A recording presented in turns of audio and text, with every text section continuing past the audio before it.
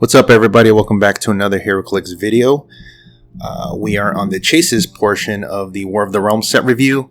Sorry it's taking a long time, but I guess it works out because now that Silver Age is a thing, it gives us a little bit more to think about in terms of all the possibilities, options, and what's good in this set. And also we have a few weeks before the Disney Plus set is released.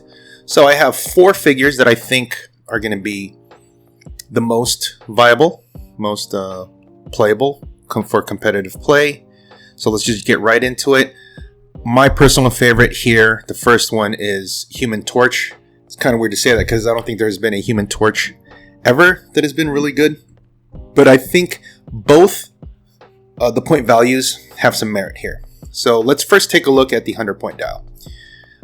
8 clicks, 7 range, 2 bolts, Fantastic Four team ability, Majestix team ability, which is solid for 8 clicks. He has Asgardian Deity, Fantastic Four. Running shot the first half, sidestep the second half. So he has basically move and attack the whole way. Energy Explosion, and then Poison for the first click, and then the last 3, and then Energy Explosion in the middle. Deflection, Toughness, and then the all-important prob with 4 damage up top, mind you. So he is a beat stick, supposedly, because of this trait. So first he has improved movement, destroys blocking, and improved targeting, destroy blocking, which is really good in this format right now. Okay, he has a trait, the Eternal Flame of Destruction. Human Torch deals penetrating damage. That's it. So whether it's poison, energy explosion, whatever, it's damage, penetrating. And it says free. Choose a debris marker within range. Opposing characters occupying or adjacent to the marker are dealt 1 damage. And because he deals penetrating, he's going to deal 1 penetrating. And then he has poison for the attack power. It's on the first click here. Poison, but deals damage even if moved or placed this turn. Wow. Okay. So he can move all the way up, move 11, whatever, carried something, and then he can be dropped off, and then he can poison, and it's penetrating. And then on top of that, if there's a debris marker anywhere next to a guy, he can do a free action, and then they take damage as well. Free damage, as we all know, is always king, especially if it's penetrating, which is why the shredders are so good. You're able to just deal damage without having to roll dice. And in this game, hits or misses are reliant on dice rolls. So this takes that out of the equation. The only bad part about this is that he only has on the first click. So you'd have to keep him alive on the top click to give him any kind of, value, or maximize his value, I guess you could say. That makes it hard because he doesn't have any reducers. So if you, let's say you have a healer for him, it's going to be hard because when he gets hit, it's going to take 3 or 4 off the top, and he'll just go right back. He'll just go way down. As opposed to taking 1 or 2, then it's easier to heal him back to the top click. So the most important thing is to keep him alive on the top click. Luckily, we have Lockjaw, who's a Fantastic Four keyword, just like this guy is, which means Human Torch can mastermind his damage from attacks over to Lockjaw. So it gives him a little bit more survivability. Furthermore, Human Torch can be carried 14 squares by Lockjaw, drop him off, and then poison. And then if you have, let's say you have somebody that does free, for example, let's say you gave Human Torch the 0 ring, and he's able to make a debris marker, and then somebody's able to either shoot it, break through it, whatever, and then now he can use the Eternal Flame of Destruction to deal damage. So he's dealing all kinds of damage, and it's not just one character for that damage. It's all characters that are adjacent or on, occupying or adjacent to the marker, right? So you just don't put it under them, put it next to them, and then they all take that damage. He's got pretty good stats for offense because he's got a 12 for 4 and then 11 for 4 with prob, enhancement on the back, like I said. But other than that, he definitely needs to stay alive because he is pretty soft, right? He only has energy shield deflection. And at 100 points, if you don't want him used that way, he is a solid ID battery. ID card better because you can call in characters like Black Widow,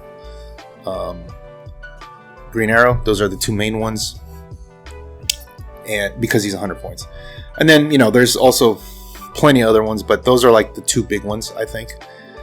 And then now looking at him at the lower point dial, it's not bad because he has sidestep.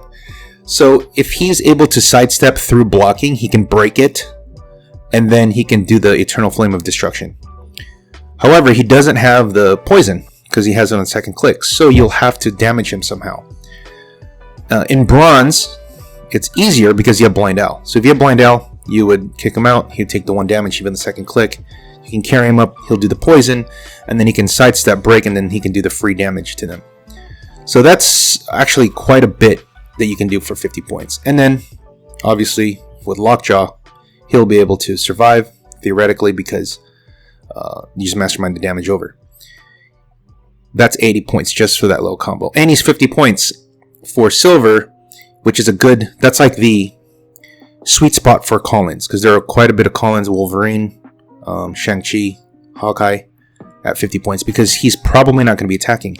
And one of just a little thing that we can note here is, because he has enhancement, and you call in, let's say, that Hawkeye from the War of the Realms, it's the same set, the 12 attack Pen Blast with 3 bolts, he can enhance her damage to 4 when she shoots. So there's that. Okay, so moving on to the next one, we have Venom. 75 points. He's got 7 clicks, charge, then blacken the flurry. He's your typical symbiote guy. Blade, still energy, and then he has invuln the whole dial, so he's got a reducer to whole dial. Exploit into shape change. This is kind of like not really a throw, but it's similar to like the Hammer of Thor Venom, where he has blades up top, and then he goes to steel energy, flurry, and then he could heal back up with shape change. He ignores movement on elevation. His keywords are Armor, Asgardian, Brute, Codex, Monster, Reporter, Sinister Syndicate. So he's got quite a bit of good... he has a lot of good keywords. Symbiotic Fusion. His trait. Plasticity Super Senses, which is your typical symbiote since the last couple sets. So Venom can't be targeted by range attacks if he is within 4 squares in line of fire of an opposing character, so it's still the same as from the Empire guys. And then he has the Dreamstone Simulacrum. Power. Generate a Dreamstone Simulacrum Bystander 1. If Venom hit an opposing character this turn, this trait is activated as free instead. Alright. So, if he is able to attack with his charge, hit someone, then he's able to free action call in the Simulacrum, and then Simulacrum will be able to attack, right? Because it's free, and then the Simulacrum has a charge, blades, 3 damage, exploit. So it's almost like you're doing a flurry attack with Venom. At 75 points for what he does, he might be a little high. However, because of that trait where you can get the Simulacrum, that's better. Now, moreover, why he's on here is because of the Venom ID card from the Nick Fury set. You can call this guy in 75 points, not too high, but check this out. You don't have to try to position him to get into combat, because if you're going to call him in, he should already be close to somebody he can attack, which means he'll just be able to charge, exploit them, and then he can call in, and then he can bring in the Simulacrum for free. And then so when he leaves the next turn, that bystander's still there. So keep that in mind for you guys that want to call this guy in for the Venom ID. And the other thing that's useful with him, for at least for us in bronze, because he's banned in silver, Jason Wingard teams. So Jason Wingard can have this Simulacrum or this Venom on the sideline, and then have the bystander call in, because it's exploit charge with invuln. It's kind of tough to deal with, but it is still an exploit piece, right? With an 11 attack. So this is something, this guy, you could play him on your team, or for me, he's probably more likely used as an ID call-in, if you want to go that route. Alright, and the third one here with Spider-Man. Of course, this is the one that everybody wants, everybody's talking about. Number 62, Chase, 3 bolts, 6 range. The Spider-Man team ability, 75 points, okay? 6 clicks. As Guardian, Avengers, Future, Past, Scientist, Spider Family. Of course, all good keywords. He's got Charge, Sidestep, so move and attack the whole way. Attacks are good, 11, 10, and it goes up to 12 in the back. That's like Asgardian Dial, right? Reflexes, 18, 17, and then 17, 18 willpower. And then 3 damage all the way through, which is solid. And he has prob the whole dial. Because he has the damage power, Time Diamonds, Probability Control. Spider-Man and adjacent friendly characters have Safeguard, opposing Probability Control. And then when he loses that, he just has regular prob. So he has prob the whole dial. Safeguard, opposing prob is really good because that means if you hit, it's going to stick. And then he has a trait, You Thought I Was Hard to Touch Before I Could Stop Time. Super Senses. When Spider-Man uses it, increase the result by +1 for each time the attack was rerolled. Basically, if they miss the attack and they use their probs to try to hit you, he's going to get +1 for his Super Sense roll. That's really solid. He has improved movement elevated, and then he has the fist power. And I think this is the thing that a lot of people are gravitating towards, why he's going to be really solid. Time dilation. When making an attack roll, when making an attack roll, Spider-Man may roll 3 dice instead of 2, and then after any rerolls or die replacements, choose 1 die to ignore. When Spider-Man is attacked, you may choose the opposing character rolls 3 dice instead of 2, then after any rerolls, choose 1. So basically, he's attacking with 3, you choose 2. And note that it's after all rerolls and die replacements. So they would have to burn their replacements and their probs, and then you can choose it then, which is much better. Because if you had to do it before and then they can change it with the die manipulation, die replacements, he's not nearly as good. And then you do it on the other end. So it's actually really hard to hit him because you can roll 3 dice and you choose 1 to ignore. As a main guy on a team, if you need prob and kind of like hard to hit, you could do worse. I think maybe if he is going to be played, he could be as an ID call-in because he is a 75 point guy that does this. However, you can play a team where it could be kind of hard to hit, and then they have to use their rerolls to hit, which means he can use his super senses. And then also the die rolls that you're making will hit, and the die rolls that they're doing with their 3 dice, chances are they'll miss, hopefully. But of the 3, he might be the low. It's weird to say this, but he might be the lowest one out of the 3 because Venom has more utility in Jason Wingard teams and ID cards, and also on monster teams. But Spider-Man, he's solid. Don't get me wrong, but I just think he's just a notch below them. So moving on to the last one, She-Hulk. We have number 63. She's the 100-point one. Of course, we're gonna look at the lower point, but I feel the 100-point one is worth looking at more because of her trait. So she's 9 clicks deep for 100 points. So that's already on rate. That's already tier 1. Avengers, Fantastic Four team ability. Asgardian Avengers, Brute, Fantastic Four keyword. The whole dial, this is one of those figures that, because her dial's the same, it doesn't matter kind of what click she's on, because the powers and stats are similar. So she starts with 12, 12, 19, 4, which is already, top notch. And then she goes down to 18, 17, and then damage 3, 2. However, she has close combat expert the whole dial. So she's actually doing 5 damage up top and then 3 damage at the back end. But because she has super strength, I guess it doesn't really matter the super strength, but if she's going to hit with an object up top, she's doing 6, right? Or more because of her trait. And she has charge the whole way and imperv the whole way. The only thing that's really missing is to give her power cosmic or cosmic energy, so she has protected outwit, because man, it's going to be tough to get through this. She has improved movement, destroy blocking, so that's already great, so she can charge and break. And then she has a trait here. Oh, great. I don't know how to say this. Megging Jord. Someone tell me how to say it. The Belt of Strength. Free. Choose one. TK is free, but only to target an adjacent friendly character. Generate a heavy object. This turn, when She-Hulk uses an object action, increased in damage dealt by 1. and then heal She-Hulk 2 clicks. So the TK is free on turn 1 is amazing for equipping your guys right away. Or for silver, you can just TK a person for free without using an action, and then they can use it, and that person can ID call in.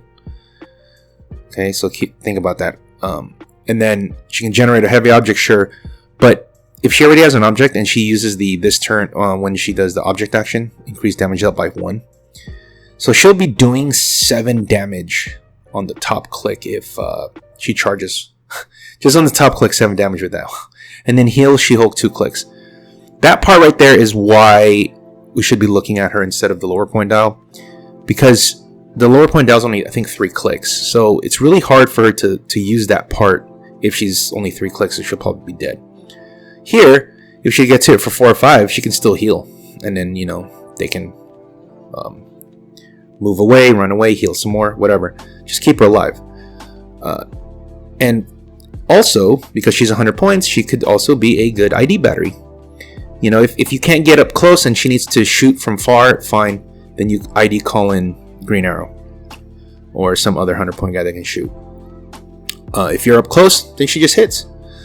You just make sure that, that her damage sticks, because you don't want to waste that 6-7 damage because they super sensed out of something. Or they imperved out of it, So, this She-Hulk should be really solid on Fantastic Four teams, because if you're going to play, let's say, Franklin Richards, the rare from the FF set, he'll give her Power Cosmic, or Cosmic Energy, or whatever, which means she'll now have Willpower as well as Protected Outwit, Safeguard Outwit.